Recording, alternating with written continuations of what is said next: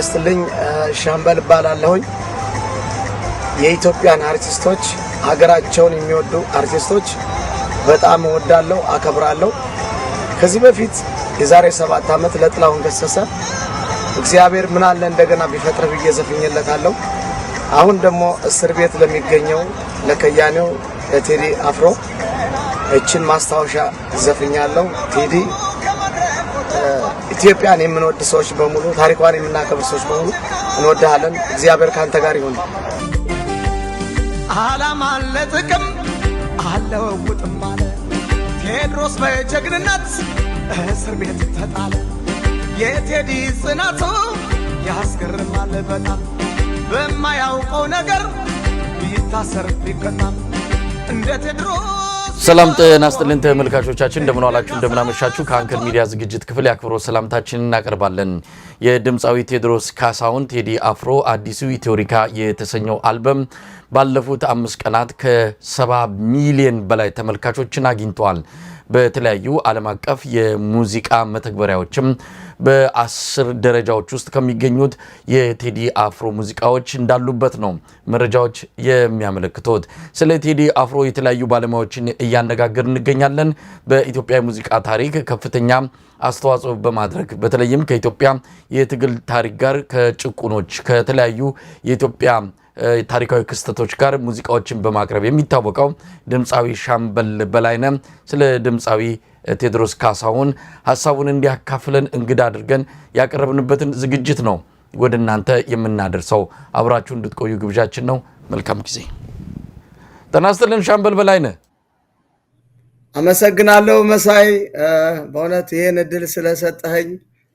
እኔም አንድ ኢትዮጵያዊ በመሆኔ አርቲስት በመሆኔ በዚህ ሙዚቃ 18 ዘፈኖች በተለቀቁት እንዲያው ቁጭ ብዬ ሌሊቱን ሁላ ስሰማው ነው ማድረው። እኔ እንደዚህ አይነት ሙዚቃ ይዘፈናል ብዬ በእንደዚህ አይነት አገር እንዴ በተዋረደበት የኢትዮጵያ ሕዝብ እንዴ በጥይት እንዴ በታፈነበት እንዴት አይነት ልጅ ነውና በጣም ቆንጆ ቆንጆ ቆንጆ ሙዚቃ። እኔ ብዙ የድሮ ዘፋኞች አድናቂ ነኝ። ነጥላውን ጋር ሰርቻለሁ፣ ከነሂሩት ጋር ሰርቻለሁ፣ ከብዙዬ ጋር ሰርቻለሁ፣ ከነመወዳቸው ከናያሌው መስፍን ጋር ኢትዮጵያን ከሚወዱ አርቲስቶች ጋር ብዙ ሰርቻለሁ። በጣም በጣም ግን እንደዚህ የተደሰትኩበት ቀን የለም። እንደዚህ የተደሰትኩበት የለም። ሻምበል ወደ ስመጣለሁ ወደ አዲሱ አልበሙ ስሜትን ትገልጽልኛል። ግን ስለ ቴዲ አፍሮ አጠቃላይ ከ17 ዓመት በፊት አንድ ሙዚቃ በቴዲ አፍሮ ስም አውጥታል። በተለይ እስር ቤት ገብቶ በነበረበት ጊዜ ያወጣው ነው። እስር ቤት ነበረ። እንዴት እስር ቤት ይህን የሚያህል የጥበብ ሰው እንዴት ይታሰራል ብለ በቁጭት አንድ ነጠላ ዜማ ለቴዲ አፍሮ እንዳወጣ አስታውሳለሁ። ስለሱ ሙዚቃ እናወራለን። ሻምበል በላይነህ ግን ጠፍተሃል። ምን ሆነ ነው የጠፋኸው? እንግዲህ ምን መሰለ፣ አንዳንድ የሚያስጠፋ ነገር ብዙ ጊዜ ታስታውስ እንደሆነ አብረን በብዛት የምንገናኝበት ጊዜ ጥሩ ነበረ። ከዛ በኋላ በ30 ምናምን ዓመት የኢትዮጵያ ከገባ በኋላ ኢትዮጵያም ገብቼ ከሌሞተ እንዲተደረገ የወለጋ ውስጥ ያለ አማራ ተገደለ ምናምን በመሰማበት ጊዜ በቃ ምንም ጭንቀት ውስጥ ነው ያሳለፍኩት ኢትዮጵያ ውስጥ ሚጄ። ከዛ በኋላ ደግሞ እልም ያልኩት አንዱ እንትን የተሰማኝ አርቲስቶች ይሄ ቤት የሚባል ነገር ያገኙ ነበርና በዛ ላይ አበባ ልሰጥ ለአርቲስቶቹ ሂጄ ቤት አግኝተሃል ተባልኩኝ። ከዛ በኋላ ደግሞ የደረሰብኝ በቃ 40 ዓመት የለፋውትን ልፋት በቃ ድርባሹ ጠፍቶ ስድብ ብቻ ሆነብኝና በቃ ሞራሌ ብዙ እንትን አላልኩም እና ጥሩ ደስተኛ አልነበርኩም። እና ሻምበል በወቅቱ በእርግጥ ብዙዎች ሻምበል ያን ያህል ለኢትዮጵያ ዋጋ የከፈለ በዛ ደረጃ በኢትዮጵያዊነቱ በረሃ ድረስ ሄደሃል፣ ለኢትዮጵያ ብዙ አስተዋጽኦችን ያደረክ ነው። ኢትዮጵያን የታሪክ ሰዎችን በዜማክ በሙዚቃ ያቀነቀንክ እያስታወስክ በተጠራበት የዓለም ጥግ ከአውስትራሊያ እስከ አውሮፓ ከአፍሪካም ብዙ ቦታዎች ሄደ ትግሉን ስታግዝ የነበርክ አንተ ሙዚቀኛ ብቻ ሳትሆን አርበኛም ጭምር ሆነ የቆየነና በአጋጣሚ ምን እንደተፈጠረ በእርግጥ ዝርዝሩን ነገር ባናቅም ግን ወደ ኢትዮጵያ ከሄድክ በኋላ በናዳነች አበቤ በተለያዩ የብልጽግና ሰዎች አማካኝነት እነሱ የሰጡትን የተለያዩ ጥቅማ ጥቅሞች በዛ ተሸነፈ እጅ ሰጠ ተብሎ ደግሞ በሻምበል በላይነህ የተለያዩ ሙዚቃዎች ደስታቸውን ሲገልጹ በነበሩ ያንተም አድናቂዎች ሆነው ለአመታት በቆዩ ሰዎች ዘንድ ቅሬታ ተፈጥሮ ነበር። ወዲያውኑ ግን የተፈጠረው በዚህ ምክንያት ነው ብለ ችግሩን ገልጸ ተመልሰ የህዝብ ታጋይ ለህዝብ አስተዋጽኦ ለማድረግ አሁንም ከህዝብ ጎን መሆንን ያረጋገጥክበት ሁኔታ ነው የተፈጠረው። እንግዲህ ያኔ የሆነ ሁላችንም ገብተን ገጭቋ ያለ ነገር አለ። አንተም በዛን ወቅት ገብተ የሆነ ነገር ሆኗል። ያንን ነገር ግን ስተትም ከሆነ ይቅርታ ጠይቀ ተመልሳል። ለማንኛውም አዲስ አበባ ይርክ ኢትዮጵያ ይርክ ያየው ነገር ለውጥ ነው ምንድነው ያየው? ኢትዮጵያ እውነት የለውጥ እንደው አየር ያየሽ ነበር አንተ በሄድክበት ጊዜ ወይስ ሌላ ጌታ የመጣባት ሌላ መጥፎ አገዛዝ የመጣባት ሁኔታ ነው የተረዳውና? እስቲ ባጭሩ የኢትዮጵያ ቆይታን ግለጽልን። ይገርማል። እኔ ተነስቼ ከአዲስ አበባ ጀምሬ ወደ ተወለድኩበት አካባቢ ወደ አደግኩበት ወደ ጎንደር ሄድኩኝ። ከጎንደር በኋላ ደግሞ ተነስቼ ያው መገዳደል መሞትም ስላለ በማይነቃብኝ መንገድ ወደ ወልቃይትና ሁመራ ገባሁኝ። ከዛ ሂጄ ያየሁት ጀምሮ ስቃይ፣ እራብ፣ አማራና ቅማንት እያሉ ያጋድሏቸው መከራቸውን እያየሁ ብዙ ያሳለፍኩት ከነሱ ጋር ነው ጎንደር። ከዛ በኋላ ወደ አዲስ አበባ ስመለስ ሻራተን ላይ ዝፈን አሉኝ። አሁን እኔ ያየሁት ስቃይ መከራ ነውና አሁን ሙዚቀኞቹን ሂጄ ትግረኛ ዘፈን ነው የምዘፍነው አልኳቸው። እንዴ አንቺ ባለድሪ አሞራው የሚለውን ዘፈንን ለምን አዘፍነው? አይ ብዙ እናንተ ስለዘፈናችሁ እኔ አንድ ትግረኛ ዘፈን ልስፈን ብዬ ሙዚቃውን ያዙልኝ። ሲዙልኝ ቶሎ ብዬ ያገኘኋትን መድረክ ልጠቀም ብዬ ታሪክ ይፍረደን እውነት ይፍረደን ሲል አቁም አሉና ሁሉንም መተው ሚክሮፎን ቀሙኝ። ከዛ በኋላ ደግሞ ስወጣ እንዳይገልኝ ብዬ በቃ እንግዲህ ይቅርታ አልኩኝ። ሌላ ምን እላለሁ? እዛ ሻራተ ነው በቃ ሞራሌን ሁላ የሰበሩት። ምክንያቱም አንተ ኢትዮጵያ ውስጥ የምታየው ስቃይ ነው፣ ራብ ነው፣ መከራ ነው። ምን ብለህ ነው የምትደሰተው ኢትዮጵያ ውስጥ? እኔ አንደኛ ባህር ዳር ሆቴል ካሳንኪስ ነው ያደኩት። ካሳንኪስ ሂጄ እዛ ያደኩባት ቦታ ላይ ነው የተቀመጥኩት። ቲቪ የለም ምንም የለም። አልፎ አልፎ የናንተን ዜና ነው የምሰማው እና እኔ ቤት የሚባል ነገር አልወሰድኩም። ነገ የኢትዮጵያ ሕዝብ ይፈርደዋል። እኔ ምንም ነገር ያየሁት ግን አዳነች አቤቤ ቁልፍ ስትረከብ የሚያሳይ ፎቶግራፍ ታይቷል። ለዛውም በጣም ብዙዎች እስካሁን ያንን ፎቶግራፍ ባዩ ቁጥር ቅር የሚላቸው ለአዳነች አቤቤ በዛ ደረጃ ክብር ሰተ ያንን አይነት እንቅስቃሴ ወይም ደግሞ የሰውነትህ በዛ መልኩ ለአዳነች አቤቤ ያከበርክበት ሁኔታ ብዙዎችን ቅር ያሰኝቷልና ቤትማ አግኝተህ ነበራል በወቅቱ? ይኸውልህ ወንድም አለም እኔ ያኔ ሲሄድ እኔ እውነት ነው ምክንያቱም ለመሳይ አልዋሽህም። መሳይን በጣም እወድሃለሁ፣ አከብርሃለሁ። አንተን አልዋሽህም። የተደረገው ምንድነው? እኔ የጠየኳቸው መሬት ሽጡልኝ ብዬ ነው። ከውጭ ለሚመጡ ሰዎች መሬት በቅናሽ ይሸጣሉ ሲባል ያንን ነው የጠየቅኩት። ከዛ በኋላ ደግሞ እዛ ቦታ ላይ የወሰደኝ አቻር የሚባለው ልጅ ጋሻ ማነው እንትና ጌታቸው ካሳ፣ ይልማ ገብረአብ፣ አንድ አሸናፊ የሚባል የሆነ ጋዜጠኛ ይሸለማሉ ሲባል እኔ ያሳደገኝ ዘፈኖች በሙሉ ይልማ ገብረአብ ነው። ለይልማ ገብረአብ አበባ ይዤ ነጭ ልብስ ለብሼ ሲሄድ ሰው በቃ እኔ ምዘፍን ምናምን መሰለው ህዝቡ ሲያጨበጭብ አይተው ሰርፕራይዝ አለን ዛሬ ለሻምበል ቤት ሰተናል አሉኝ። ማት ወታደር አለ፣ ማት ከቦ አለ እዛ ላይ። እኔ ዶክተር ሂሩት የምትባለውን የወሰደችኝ እኔ እዛ ሂጄ አልቀበልም ማለቱም ደግሞ ለነፍሴም ፈራሁ። ልጆቼ እንዳላገኝ ደግሞ ስጋት ነበረኝ እና ለዛ ነው የተሳሳትኩት እንጂ እኔ ያገኘሁት ምንም ነገር የለም። በእውነት እግዚአብሔር ነው እና ምንም ነገር ጥቅም የሚባል ነገር እኔ እውነት ለመናገር ወርቁ አይተነው የሚባለው አክብሮኝ እንኳን ወደ እናት ሀገር መጣ አንተ ቆራጥ የኢትዮጵያ ልጅ ነህ ጀግና ነህ ብሎ ምንድነው 1 ሚሊዮን ብር ሰጥቶኛል። ከዛ ውጭ የማውቀው ነገር ምንም የለም። የማየው ነገር በሙሉ የሚያስደስትህ አይደለም። በቃ ሆዳም የተሰበሰበባት ኢትዮጵያ ማለት እኔና አንተ የምናውቃት ኢትዮጵያ አይደለችም። ተመርጠው ከየክፍለ ሀገሩ መጥተው ሆዳሞች የተጠራቀሙባት ሀገር አዲስ አበባ ናት። እና መከራዬን ሳይ ነው የነበርኩት። ከዛ ደግሞ እንደገና ደግሞ ዘረኝነት ይጥፋ ብዬ ደግሞ እዛው እንዳለው ስዘፍን ወዲያው ደግሞ አጠፉት ዘፈኑን።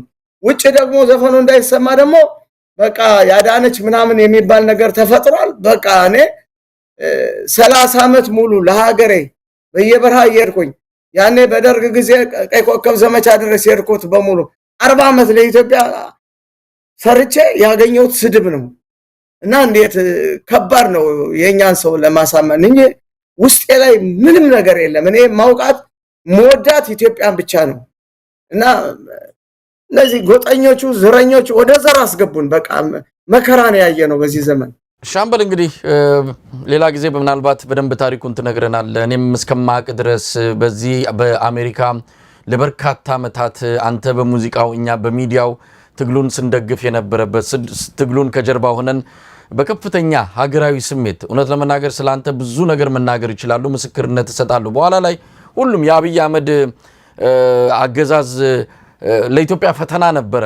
በአንድ ቤት ውስጥ ያሉ ባልና ሚስትን ሳይቀር የለያየ ኢትዮጵያዊ ድርጅቶችን፣ ኢትዮጵያዊ ተቋማትን፣ ኢትዮጵያዊ የፖለቲካ የሲቪክ ብዙ ሚዲያዎችን ሳይቀር የበታተነ አገዛዝ ነው የመጣውና ብዙ ተፈትነናል በአብይ አህመድ። ኋላ ላይ ግን ብዙዎቻችን ይሄ አገዛዝ ወዴት እያመራ ነው ብለን ጥጋችንን ይዘን ኢትዮጵያን ለማዳን ዳግም እየተረባረብን እንገኛለን። ለማንኛውም እሱን ታሪክ እንተውና ስለ ቴዲ አፍሮ ልዩ ስሜት አለ፣ አክብሮትን በየጊዜው ትገልጻለህ። የዛሬ 17 ዓመት ወደ ኋላ ልውሰድ። በወቅቱ ቴዲ አፍሮ በህወሓት አገዛዝ አማካኝነት ወደ እስር ቤት ተገብቶ ነበረ። እስር ቤት እያለ ብዙዎቻችን ጭንቀት ላይ ነበርን። አንተ ግን አንድ ነጠላ ዜማ አወጣለት። እስቲ ባጭሩ እንስማውና ወደ አንተ መጣለሁ።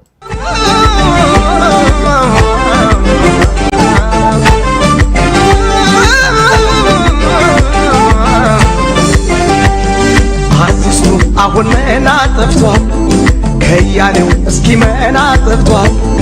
ለእውነት በመቆሙ ከመድረኩ ጠፍቷል።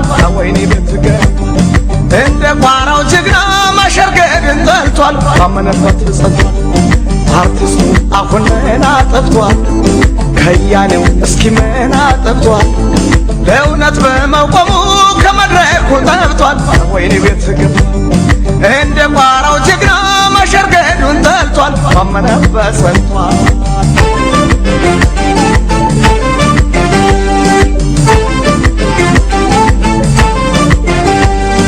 ዓላማ ለጥቅም አለውጥም አለ ቴድሮስ በጀግንነት እስር ቤት ተጣለ።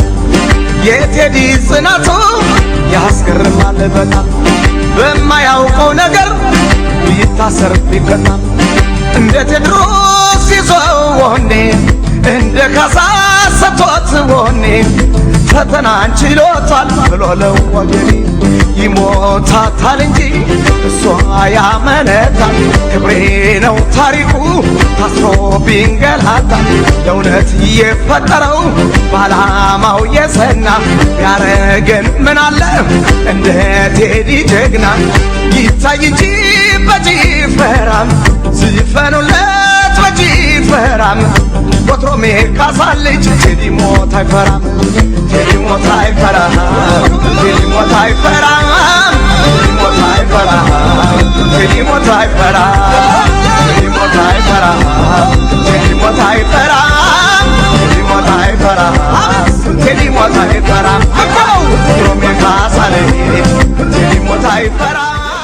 ሻምበል በጣም አስገራሚ ዘፈን። እስቲ ወደ ኋላ ውሰደን። እንዴት ነው ይሄንን ሙዚቃ ልትጫወት የቻልከው? ጊዜው ወደ ኋላ 17 ዓመት ጃ ያስተሰርያል ወጣ፣ ብዙ ነገር ተባለ። ህወሓትም ብዙ የታሪክ ጠባሳዎች የታሪክ ጉድፎችን ኢትዮጵያ ላይ ሰራ። ቴዲ አፍሮንም ወደ እስር ቤት ከተተ። አንተ ይሄንን ዜማ ቀነቀንክ። ወቅቱን ታስታውሳለህ? የሚገርምህ ቴዲን ሲያስሩት ዘፈን አጠና ነበር። ዘፈኑ ምን ይል ነበር? አቋቋምሽ ያምራል የሚል ነው ዘፈኑ። የፍቅር ዘፈን ነው። አሁን ቁጭ ብዬ ያሰብኩት ምን ነበረ? ቴዲ እንደዚህ ዝም ብሎ የመጣ ሰው አይደለም። በአጋጣሚ ራስ ቲያትር ልጁኝ በመሰራበት ጊዜ አባቱን አውቃለሁ፣ እናቱን አውቃለሁ። እና ቴዲ የአርቲስት ልጅ ነው። በምንድን ነው የምታውቃቸው ሻምበል? እኔ አባቱን የማውቀው ጥሩ ጋዜጠኛ ሆኖ አስተዋዋቂ ሆኖ ለፖሊስ በሚሰራበት ጊዜ ነው። እናቱን ደግሞ ማውቃት በዛ ቁንጅና ጎበዙና ለፖሊስ ስትጫወት አውቃታለሁ። እዚህ ሀገርም ስትመጣ ጠይቂያታለሁና የሁለት አርቲስት ይሄንን ፍቅር ያገኘው ኢትዮጵያን እንደዚህ የወደደው የሁለት አርቲስት ልጅ ነው። እና ለዛ በኋላ ለንደን ሄድኩኝና የቴዲ ሰላማዊ ሰልፍ ይደረጋል ሲባል ሰማሁ እና ፍሪ ቲኬት ነበር የተነሳውልና ለንደን ሄድኩ። ለንደን ሲሄድ ከዛ ሰልፉ ላይ ሂጄ ስዘፍን ሳንጎራጎር አንድ የሆነ ወጣት ልጅ ነው 18 ዓመት ልጅ ነው ምናምን መጣና ሻምበልዬ አሁን እውነት ኢትዮጵያን የሚወድ እንደ ቴዲ አርቲስት አለ ብለህ ታምናለህ? አይ እኔ የለም አለው። እኔ በእውነት የማውቀው በአቋሙ ጠንካራ ሆኖ ያየሁት አንድ ጥላሁን ገሰሰ ነው። ኢትዮጵያን በቃ የማይቀየር ሰው ደግሞ ያወቅኩት አያሌው መስፍንን ነው። ግን በእኛ ዘመን እንደዚህ አይነት ነገር አይቻል አውቅም ስለው ታዲያ ለምን አዘፍንለትም አለኝ። ኧረ አልኩና ያንን ዜማ ፍቅር ዜማውን አወጣሁና አንድ ጓደኛዬ ነበር አዲስ አበባ እሱን አርስቱን ነገርኩትና ግጥሙን ባንዴ ሰራው፣ ባንዴ ለንደን ሰራ ነው። በቃ እንደዛ ነው የተሰራው ዘፈኑ። ግን ከሰራሁት በኋላ ሁሌ እየተደሰትኩ ነው የምኖረው እና በጣም ቴዲ ማከብረው የመጨረሻ ኢትዮጵያ ሀገራችን አንዳንዴ የምትፈጥረው ነገር አለ እና ኳስም እንደነ መንግስቱ ወርቁ የተለያዩ ነገር አዋቂዎቹ ብዙ ነገር ፈጥራለች። ቴዲ ደግሞ ከዛ ከመጡት ውስጥ አንዱ ነው ብዬ ነው የማስበው እና በጣም ነው የምወደው። እግዚአብሔር ጤናውን ይስጥልን ፈጣሪ።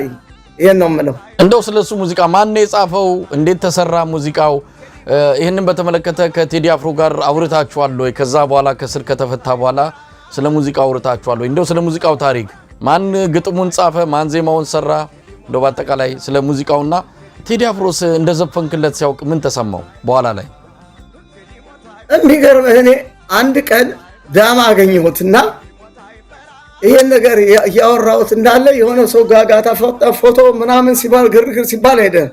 ከዛ ደግሞ አንድ ቀን ደግሞ የታገኘሁት ውሃው አገኘሁት ከዘመዶቼ ጋር ነበርና እዛ ላይ ደግሞ ግብዣ ምናምን ሲባል ደግሞ እንደዚህ ራሱ ውስጥ አገባኝና ጋብሰኝ ሄደ። ግን ስለ ሙዚቃ አላወራንም። በአጋጣሚ ገጣሚውን አልናገርም፣ ምክንያቱም ያው እኛን ሀገር ታውቀዋለህ አዲስ አበባ ነው ያለው። ዜማውን ግን የሰራሁት ራሴ ነኝ እና ሁላታችንም ነው የሰራ ነው። ለዛ ነው እና እስካሁን ቴዎድሮስ ካሳሁን ቴዲ አፍሮ ያንን ሙዚቃ ላንተ ለሱ እንደተጫወትክ አያውቅም? እንደሚያውቅስ አታውቅም አንተ? ይሄ በእውነት በጣም አስገራሚ ነገር ነው። በአንተ አቅም በአንተ ሙዚቃ ደረጃ ለቴዎድሮስ ካሳሁን ዘፈን አውጥተ ዘፈን ተጫውተ ስሜትን የገለጽክበትን ያንን ታሪክ አቅም ቴዎድሮስ ካሳሁን ወይስ መስማቱን ታውቃለህ? ያውቃል፣ ሰምቷል። ልጆቹ ጋርም ደግሞ ከደራሲውን ጋር ቁጭ ብሎ አውርቷል። ግን በአጋጣሚ እኔና እሱ እንደዚህ ቁጭ ብለን ተገናኝተን አናውቅም። ስልኩ አለኝ፣ እኔ አልደወልኩለትም። ምክንያቱም እኔ የሰራሁት ለቴዲ ሳይሆን ለራሱ ለችሎታው ነው። ገብተዋል። ይሄን አድርጌልሃለሁ ለማለት ለምትወደው ሰው ማለት ይከብዳልና ዝም ምን ያልኩተኝ አንዴ ዲሲ ሲሸለም አግኝቻለሁ እና ያ ነው ቴዲ። እኔም አሁንም እድሜውና ጊዜው ካለኝ ሌላ አዲስ እሰራለታለሁ፣ ወደዋለሁ። እስቲ ወደ አዲሱ አልበሙን እንምጣ። ምን ስሜት ፈጠረብ? እንግዲህ ኢትዮሪካ ከ8 ዓመት በኋላ ነው የወጣው። ኢትዮጵያ ብዙ ቀውሶች ውስጥ ባለችበት በተለይ እንግዲህ ያንተ ዘመን ከኛ ምናልባት ቀደም ብለ ነው ያው ሙዚቃንም የጀመርከው ፖለቲካውንም ምኑንም ነገር ለረጅም ጊዜ ቆየበት ነው። ግን ባለፉት 8 ዓመታት ኢትዮጵያውያን ዘንድ የተፈጠረው ስብራት ቀላል የሚባል አይደለም። እንደ ሀገር እያጣን የመጣንበት በገዛ ሀገራችን ባይተዋር የሆንበት ምናልባትም ከህወሓት ዘመን ሁሉ የከፋ ጊዜ ኢትዮጵያውያን እያሳለፉ ነው ባለፉት 8 ዓመታት። በዚህ ወቅት ላይ ነው የቴዲ አፍሮ አልበም የወጣው። ምን ተሰማ? ዘፈኑን ስመጣ ጠብቀ ነበረ? በዚህ ደረጃ ሙዚቃው የኛን ስሜት፣ የኛን ቁስል፣ የኛን ህመም በዚህ በዜማ በግጥም አድርጎ ይተነፍስናል ብለ ጠብቀ ነበረ? እኔ የሚገርም እንደዚህ አይነቱን ነገር በምንም ታምር አልጠበቅኩም። እንደዚህ አይነት ዘፈን፣ እንደዚህ አይነት ጊዜ በዚህ ዘመን አሁን ባለንበት እንደዚህ ቴዲኮ ወጥቶ አንድ ቦታ እኮ ተነስቶ እንደ ሰው ሻይ የማይጠጣበት ሀገር ነው እና እዛ ሀገር ላይ ሆኖ የሰራው ታምር የሚገርም ነው። ደግሞ ህዝቡን ደግሞ ቀይሮታል። እኔ እንኳን ምሳሌ ልጆቼ ምን ይሉኛል? ቁጭ ብዬ ስለማዳምጠው ተርጉሙን እስኪ ዳዲ ንገረን ይሉኛል እና በቃ በሚችለው ቋንቋ ነገራቸዋለሁ ልጆች እንኳን እንዴት እንደሚወዱት። እና እኔ በእውነት ነው የምልህ እንደዚህ አይነት ዘፈን ሰምቼም ወደፊትም የሚዘፈን አይመስለኝም። አንደኛ ልጁ እኮ ሁልጊዜ እያንዳንዱ ሲንግል ዘፈኖችን ከሰማቸው በጣም ቆንጆ ዘፈኖች ናቸው እና እንዴት አድርጎ ምን አለ ቢያደርገን እንደ ቴዲ ጀግና ብዬ ዘፍኜለታለሁ። ያ ግጥም ትክክል ነው በቃ እና በጣም የሚያኮራ ነው፣ የሚያስደስት ነው። እኔ የምለው ምንድነው መሰለ ሲሞቱም አላይ ሲገሉም አላይ ወጤነን አርጉልኝ ከእንጀራዬ ላይ የሚሉ አርቲስቶች አሉ። እነሱ ደግሞ እውነት እንዲያው አንድ ላይ ሆነው እንኳን ጦርነት ይቁም፣ አገራችን ሰላም ይትሁን፣ አማራው አይገደል እባካችሁ ብለው አንድ መዝሙር ቢያወጡ እኮ አይደለም። በእውነት ነው የምልህ እንዲያው ዝም ይከብዳል። እኔ በጣም ነው የማዝነው። በጣም በጓደኞቼ አብሬ ባደኳቸው ሰዎች በጣም አፍራለሁ፣ አዝናለሁ እና እግዚአብሔር የኢትዮጵያ አምላኳ እውነት እሱ ሲናገር አንድ ቦታ ላይ የበላይ ዘለቀ፣ ያሎላ አባነጋ፣ የዘራይ ደረስ፣ የግርማዊነታቸው የሚየ ምኒልክ ኢትዮጵያን ይጠብቅ ብሏልና አሁንም ደግሞ ኢትዮጵያ እሱን ትጠብቅልን፣ እግዚአብሔር እሱን ይጠብቅልን። አመሰግናለሁ። ይሄን እይታ እንደው ሻምበል ከስራዎቹ እንግዲህ 18 ዘፈኖችን ነው ይዞልን የመጣው። እንግዲህ እስካሁንም እያንዳንዱን ዘፈን በእያንዳንዱ ግጥም በእያንዳንዱ መስመር በደንብ ተረድተን ወደፊት በስፋት የምንመጣበት ቢሆንም ግን እስካሁን ባለው እንግዲህ ሐሙስ ዕለት ነው የወጣው፣ ዛሬ ሰኞ ላይ ነው ያለነው። እንዴት አገኛቸው? እንደው ይሄ ዘፈን ስሜቴን ነክቷል፣ ይሄኛው ደግሞ በዚህ መልኩ ተረድቻለሁ፣ ይሄንን እንዲህ ብዬ ነው መግለጽ የምችለው ያልከው ነገር አለ? እንደው ስለ ዘፈኖቹ ስለ አንዳንዱ ጠቅሰ ስሜትን ልትገልጽልን ከቻልክ። እኔ ስሜቴ ዳስ ጣል የሚለው ዘፈን በጣም ከባድ ዘፈን፣ እያንዳንዳችን እንባችንም ገና የሚወርድበት ዘፈን ነው እና ግጥሙ ራሱ እያንዳንዱ ያደረገው ግጥም፣ የዜማ አካሄዱ፣ ብስለቱ የሚገርም ነው። አዲስ አበባ እኛም ከጎንደር መተን የኖርንባት ሀገር ነች። ፍቅርን፣ ሰላምን የተወደድንባት የተከበርንባት ሀገር ነች። አዲስ አበባን እንዴት አድርጎ እንደገለጻት፣ ኢትዮጵያን እንዴት አድርጎ እንደገለጻት፣ እዛ ላይ አባቶቻችን ጀግኖቹን እንዴት አድርጎ እንዳነሳቸው፣ ወደ ሽለላው ራሱ ሲገባ እንዴት እንደሚቀይርህ እና እንዴት አይነት ደራሲ ነው። አንደኛ እኔ በበኩሌ ቁጭ ብዬ እነዚህን ዘፈኖች ከጥላሁን ገሰሰ ዘፈን እኔ ውጭ ዘፈን ዘፍኛ አላውቅም። የቴዲ አፍሮን ዘፈን ግን በደንብ አድርጌ እኔ ራሴ ላጠናው ነው የምፈልገው። አጥንቸው በደንብ አድርጌ ልዘፍነው ነው የምፈልገው። በደንብ የወደድኩት ስራ ቢኖር ብዙ ስራዎች አሉ እዛ ውስጥ፣ ግን በደንብ ቁጭ ብዬ መስማት አለብኝ እና በጣም ደስ ብሎኛል። የኔ ጌታ እንግዲህ ዳስጣል ሁላችንም እውነት ለመናገር ብዙ ነገር ያስጣለን ነው መቋቋም ያልቻልነው፣ ምናልባት አሁን ድረስ ያልበረደልን በጣም የተጋጋለ ስሜት ውስጣችን የፈጠረ በየቤቱ እያየን ነው። እናቶች እያለቀሱ ነው። የትውልድ ድንበር እንኳን የለውም።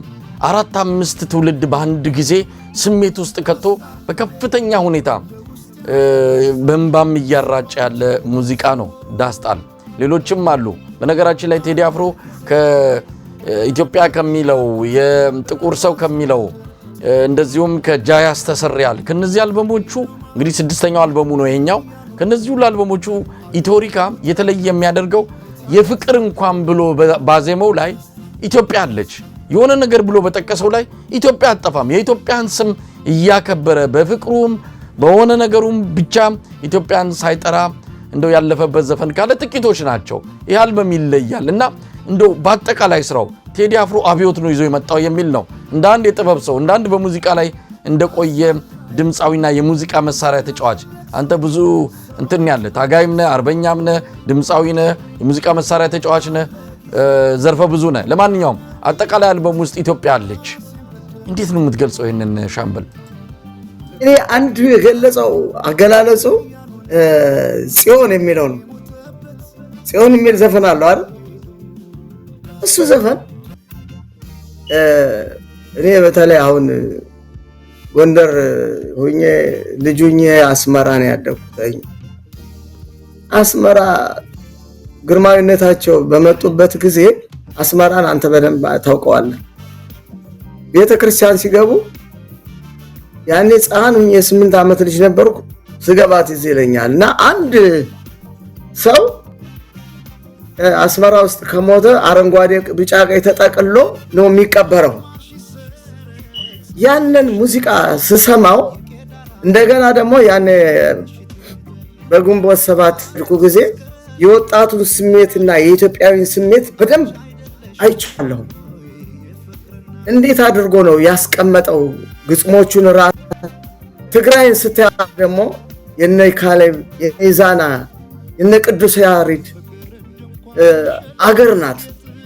ትልቅ የኢትዮጵያ ታሪክ የተቀመጠበት ሀገር ነው እና እንዴት አድርጎ ነው ድርሰቱን ያስቀመጠውና እኔ በጣም በጣም በጣም የሚገርመው ይሄ ዘፈን የማንም ኢትዮጵያዊ እንጂ የማንም አይደለም።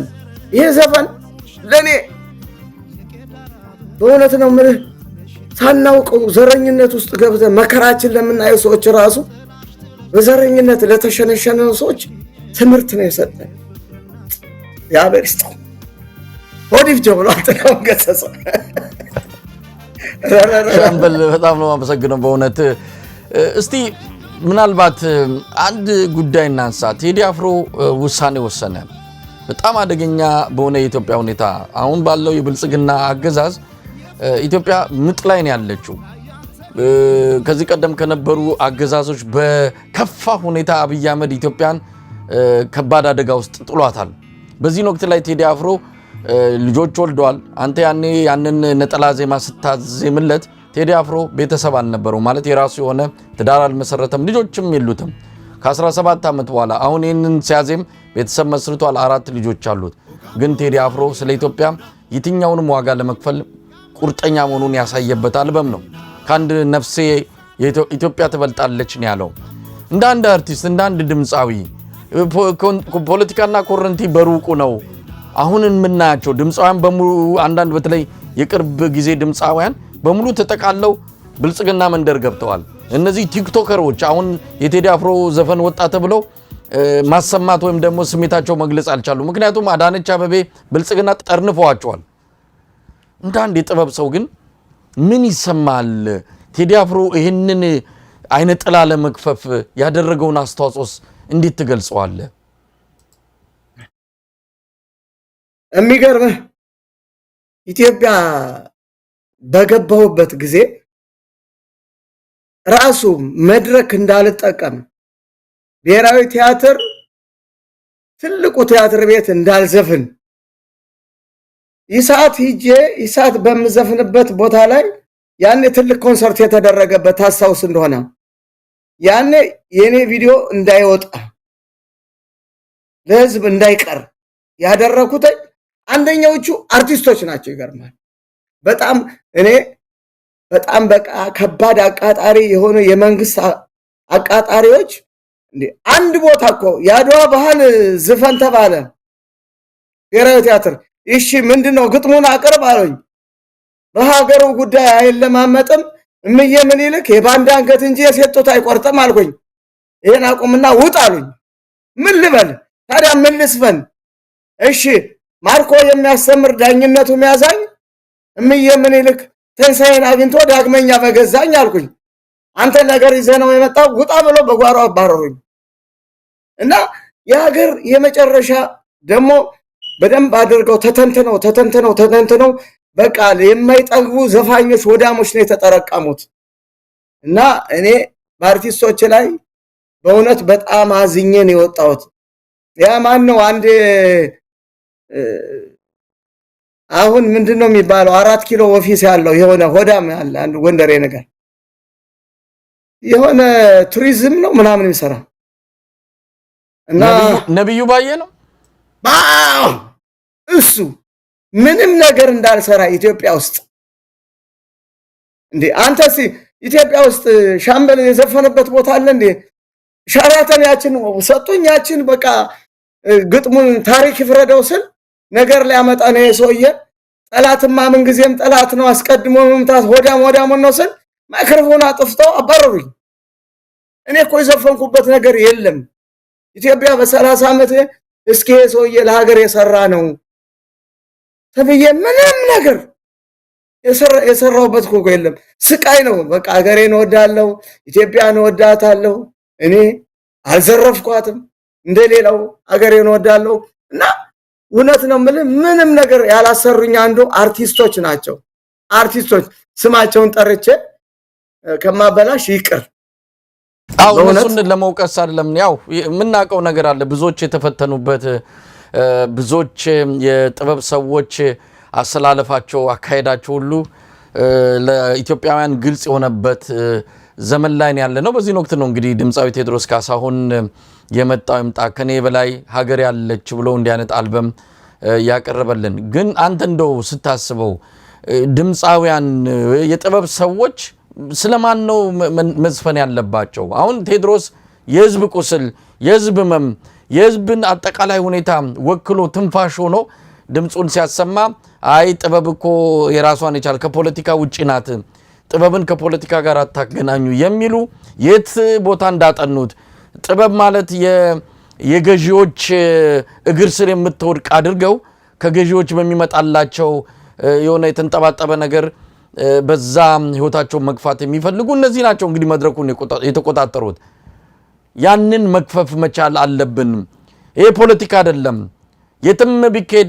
ጥበብ የህዝብ ናት ዓለም ቲያትር ናት ሲባል ዓለም የጥበብ ሰዎች ናት ስትባል ያገዛዞች አይደለችም የህዝብ ልሳን ስለሆነች ነው ከዚህ አንፃር እንደው ቴዲን አፍሮን ያያሰብክ አሁን ያወጣውን አልበም ያያሰብክ ምን መልእክት አለ ለነዚህ ሰዎች አንዳንዶቹ እውነት ለመናገር በጣም እናደንቃቸው አሉ አጋርነታቸውን ለቴዲ አፍሮ አሳይተዋል በአደባባይ ወጥቶ እንኳን ደስ አለ በጣም ደስ ብሎናል ያሉ ከዛ ባሻገር ደግሞ ብዙዎች አሉ ደግሞ አብይ አህመድ ፊቱ ይጠቁራል ወተን ብንናገር ይቀየመናል ወይም የሆነ እንጀራ ገመዳችን ይበጠሳል ብለው አፋቸውን ይዘጉ አንዳንዶች ደግሞ ወጥቶ ለምሳሌ ነብዩ ባየ ወጥቶ ቴዲን አፍሮን ከተቃወሙ የመንግስት ባለስልጣናት ወይም ደግሞ በጥበብ ውስጥ ከነበሩ ሰዎች አንዱ እሱ ነው በአደባባይ ቴዲ አፍሮን ተቃውሟል ለማንኛውም ይሄንን መልእክት እንደው ለሙያ አጋሮች የምታስተላልፈው ካለ ወደ ቴዲ ጉዳይ ተመልሼ እመጣለሁ እኔ ለነሱ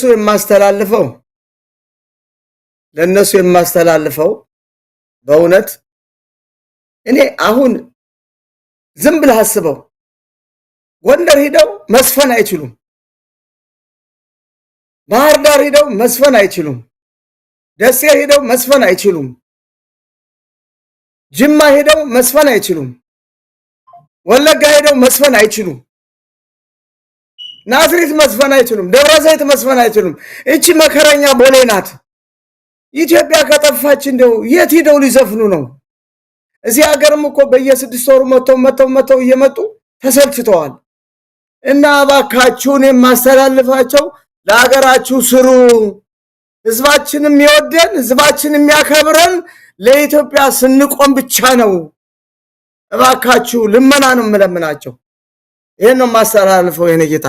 ሻምበል እንግዲህ በቴዲ አፍሮ አልበም አዲሱ አልበም ዙሪያ ነው እየተገናኘ ነውና እንደው አዲሱን ስራውን በተመለከተ ለከፈለው መስዋዕትነት እያደረገ ላለው አስተዋጽኦ ሌላ እንደው ነጠላ ዜማ በቴዲ ስም ልታወጣ ያሰብከው ነገር አለ? እኔ እንግዲህ መቼስ እንግዲህ ቀስ ብዬ አስቤ ካለፈው የተሻለ እንዲሆን እሰራለሁ ለቴዲ። ለምን አልሰራም? እሰራለታለሁ። በጣም በጣም ደስተኛ ነኝ። በእውነት በጣም ሲበዛ ደስተኛ ነኝ ለቴዲ እና ይሄንም ደግሞ የሰራሁትን በደንብ አድርጋችሁ አዳምጡት። ቴዲ እኔ የሰው ልጅ ይኖራል ከፍ ሲል ወደ 50 ምናምን ሲገባ በሽታ ምኑ ይዘዋል። ከዛ ደግሞ ወደ 70 ሲገባ ደግሞ እየተዳከመ ዘፋኝም ከሆነ ድምፁ እያጠረ ድርሰቱም እየጠፋ ነው የሚሄደው። ቴዲ ምንም ነገር ለዚች ሀገር ማድረግ ያለበትን እንደ አባቶቻችን እንደ ምኒልክ እንደ መይሳው ካሳ እንደ አፄ ዮሐንስ ለአንገት ለሰጠው እንደ አባቶቻችን ለሀገሩ ሰጥቷል። በቃ እኛ ደግሞ አርቲስቶች ደግሞ ለሱ ከጎኑ ሆነ አይዞ ማለት ነው። በቃ ይሄ ነው የሱን ዓላማ ተከትለን አብረነው መቆም ነው። ይሄን ነው የማስበው ነው ለቴዲ። ቴዲ ምንም ቢሆን እኔ አይቆጨኝም። እኛ ጋር ጎንደር አንድ ምን አለ መሰለ ጀግና ሲሞት ለሀገር የሰራ ኢትዮጵያን ያስከበረ በጦር በጎራዴ የተዋጋ ሰው ሲሞት አይለቀስም፣ ጎራው ነው የሚባለው። እኔ ቴዲ አንድ ነገር ቢሆን አይቆጨኝም። ሰርቶልኛል ምንም ነገር ጎበዝ ነው የኔ ጌታ። ዘሩ ይለምልም። በቃ ሌላ ምን እላለሁ? አይቆጨኝም። ስለዚህ እንጠብቅ ሻምበል የሆነ ነገር ቴዲን አፍሮ በተመለከተ። ምክንያቱም የዛሬ 17 ዓመት የተጫወትከው እስር ቤት ገብቶ ነው። እስር ቤት እንዴት ይገባል? ይሄን ብላቴና እባካችሁ ልቀቁት ብለ ነው። አሁን ግን ከዛ ከፍ ያለ ቴዲ አፍሮ እውነት ለመናገር ቃላት ያጥረኛል። አሁን ያለበትን አሁን የከፈለው መስዋዕትነት አስታከ እንደው ግጥም እያሰብክ ነው። የገጠሙ ሰዎች አሉ ድምፃውያን የሚፈልጉ ምናልባት ልናገናኝም እንችላለን። ከቴዲ አፍሮ ጋር በተያዘ ሊዜምለት ሊዘፈንለት ልንጠብቀው ልንንከባከበው ከፍ ልናደርገው የሚገባ የትውልድ ምልክታችን የኛ አምባሳደር ነው ቴዲ አፍሮ። በዚህ አንፃር እንደው ያሰብከው ካለ ምናልባት ባጭሩ በዚህ አጭር ጊዜ ውስጥ ታደርገዋለህ ብዬ አይደለም፣ ግን ያሰብከው ነገር ካለ እንድትገልጽልን ነው። ሙዚቃ ትልቅ ስራ ነው። ያለፈው ግጥሞቹን አሁን አንደኛውን ፓርት ደግሞ ስትሰማው የሚገርምህ ግጥም ነው ያለው። ያንን በተሻለ ከዚህ በተሻለ ይሄ ችክችካ ሬትም ነው የተሰራው። ሌላ ደግሞ ሬትም ተፈልጎ እዚህ አንቺ ሆዬ ላይ ቅኝት ያለ ዜማ ነው። እስኪ ደግሞ በትዝታ ሜጀር ምን አይነት ይሆን ብለህ አስበህ የምሰራው ነው። እኔ መሳይ ቃል ገብቻለሁ፣ ጥሩ ነገር እሰራለታለሁ ብያለሁ። አስቤ አውጥቼ አውርጄ ጥሩ ነገር እሰራለሁ። ደራሲያ ነኝ ምናምን ነኝ የሚል ሰው ካለ ደግሞ አገናኘኝና ከነሱ ጋር ደግሞ በደንብ አድርገን እንሰርባለን። ሻምበል እንግዲህ ምናልባት ለቴዲ አፍሮ መልእክት ካለ ይህም ፕሮግራም ለማዳመጥ እድሉን ካገኘ መልእክትን ይሰማል። በግልም እንደምታገኘው ተስፋ አደርጋለሁ። ነገር ግን የኢትዮጵያ ሕዝብ እየሰማ ለቴዲ አፍሮ የምታስተላልፈው መልእክት ካለ? ቴዲ አፍሮ እግዚአብሔር ያክብርህ፣ የኢትዮጵያ አምላክ ያኑርህ፣ ልጆችን ያሳድግልህ። የኔ ጌታ ስራውን ሰርተሃል። አንተም አይቆጭም እኛም አይቆጨኝም ወንድሞችህ የምናከብርህ እና በጣም በጣም በጣም ደስ ብሎኛል ቴዲዬ የኔ ጌታ። እስቲ እደውልልሃለሁ፣ ስልኩን ካነሳልኝ እደውልልሃለሁ። ሻምበል ሲል አንሳው አደራ። ሻምበል በምን እንለያይ እንግዲህ ታሪክ ፍረደው አንተ የምትታወቅበት ዘፈን ነው። ታሪክ ፍረደው የኢትዮጵያ ሕዝብ አሁን ካለበት ሁኔታ ተነስተን ያንተ ታሪክ ፍረደው የተሰኘው ዘፈን ትክክለኛ ወቅቱ ትክክለኛውም ጊዜ በፊትም ነበረ። በእርግጥ አሁን የበለጠ ልንሰማው ምንችለው ነው። ሌላ የተሻለ ነገር ካለ ምንለያይበት ካንተ ጋር ተገናኝቶ መቼም ካላዜም ክልን አንቺ ባለ ድሪ አንቺ ባለ ኩታ እውነት ከድምጽ ጋር የተቀባበላችሁ የዘፈናችሁት እውነት ለመናገር ሁሉ ጊዜ ከጆሮአችን ውስጥ ያለ በልባችን ታትሞ የቀረ ዜማና ስራችሁ ነው። እንደው በምን እንለያይ ብዬን ላንተ ድሉ ልስጥ። እኔ እንግዲህ በእውነት እኔም አንተም ሁላችንም ኢትዮጵያን የምንወድነን ጥላሁን ገሰሰ ምን አለ መሰለህ ታሪክ ይፍረደውን ልስማ ውስጥ ያለኝ አሰማሁት ድገመው ውስጥ ያለኝ ደገምኩለት እንደገና አሁንም ሁለተኛ እስኪ ድገመው አለኝ ደገምኩለት እንደዚህ አይነት ዘፈን አለኝ ሰምቼም አይቼም አላውቅም ነፍሱን ይማረው የኔ ጌታ እና ሌላ ዘፈን እንዳትዘፍን አለኝ ታሪክ ይፍረደውን የሚያክል ዘፈን ሊወጣም ሊሰራም አይችልም ጋሽ ተስፋዬ ከሰራው ነገር በሙሉ ታሪክ ይፍረደው ነው ኢትዮጵያችን እንደዚህ ተስፋዬ ገሰሰ ናቸው ተስፋዬ ለማ ጋሽ ተስፋዬ ለማ እንደዚህ ኢትዮጵያችን በኩታራ ተዋርዳ እንደዚህ እየተቀለደባት ለዘረኞች እንደዚህ ሆነ ኢትዮጵያችን እያየን ዝም የምንል ሰዎች እኔ እኮ ወንድም አለምዬ አሁን በየክለቡ እንኳን ሂጄ መስፈን አልችልም ምክንያቱም ወራው ብሎ ህዝብ ይቀሰቅስብናል ተብሎ ታድሞብኝ የትም ቦታ አሁን እንዳንተ ሀገር ወዳድ ካልሆነ እኮ አሰሩኝም እውነት ለሁሉም ለሆዳሙም አሳማውም እኔ በእውነት ነው እነዚህ አገሪቷን ለሚበትኗትም አሳማዎች በጣም መማርጥላቸው ዘፈን ታሪክ ይፍረደው ነው ታሪክ ይፍረደውን ባካዘፍንልኝ የኔ ጌታ ይሄ ነው ታሪክ ይፍረደው አንተ ጀምረውና ከዚህ እናጫውተዋለን ታሪክ ይፍረደውን እስቲ ጀምረው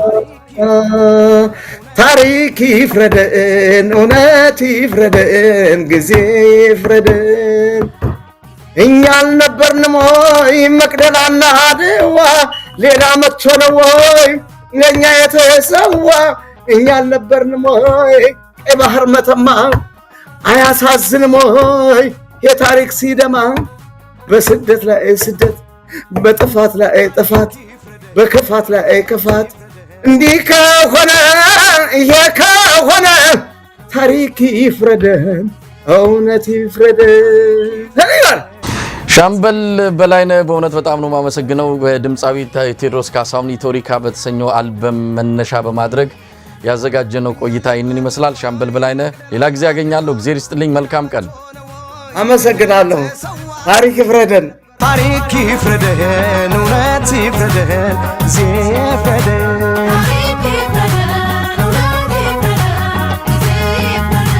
ታሪክ ይፍረደን እውነት ይፍረደን ጊዜ ይፍረደን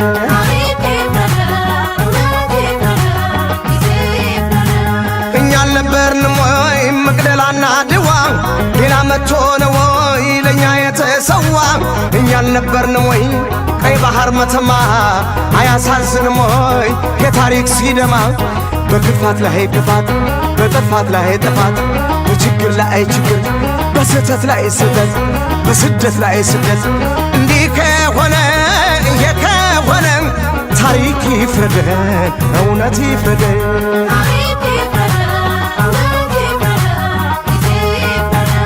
ታሪክ ይፍረደን እውነት ይፍረደን ጊዜ ይፍረደን